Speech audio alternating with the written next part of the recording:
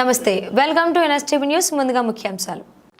Deputy CM ప్రజలకు మేలు చేసే పథకాలు అందజేస్తున్నారని, ప్రజలు కష్టాల్లో ఉన్నారంటే సహాయం చేసే వ్యక్తి జనసేన పార్టీ అధినేత పవన్ కళ్యాణ్ గారు అన్నారు. మా అధినేతను విమర్శ చేసే ముందు మనం ఏం చేశామనేది తెలుసుకుని ఎదుటి వారిని విమర్శ చేయొచ్చా లేదా అని తెలుసుకుని మాట్లాడాలని, మీకులాగా అక్రమంగా ఆస్తులు సంపాదించలేదని, మీకులాగా తండ్రి ఫోటో పెట్టుకుని సీఎం పదవి సాధించలేదన్నారు. ఇలా మాట్లాడితేనే ప్రతిపక్ష హోదాల్లో కూడా లేకుండా పోయారని, 11 సీట్లకే పరిమితమైన జగన్మోహన్ రెడ్డి గారు ఈ విషయాన్ని తెలుసుకోవాలన్నారు.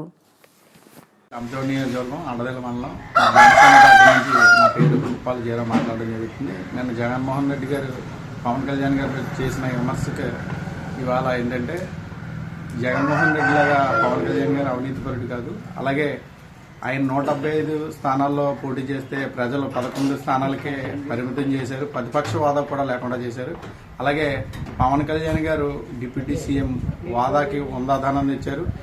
పవన్ కళ్యాణ్ గారు దాచుకునే విధానం కాదు, అందరికీ ప్రజలకి ఆయన కష్టపడి సంపాదించిన 10 రూపాయలు కూడా ప్రజలకి మేలు చేసే విధంగా, అలాగే డిప్యూటీ సీఎం హోదాలో ప్రజల మన్నను పొందుతూ ఆయన పవన్ కళ్యాణ్ గారిని విమర్శ చేయడం చాలా ఆస్వాదితంగా ఉంది. ఇది జగన్మోహన్ రెడ్డి గారు వచ్చే ఎన్నికల్లో 0కే పరిమితం అవుతారని చెప్పేసి ఈ సందర్భంగా తెలియజేస్తున్నాం.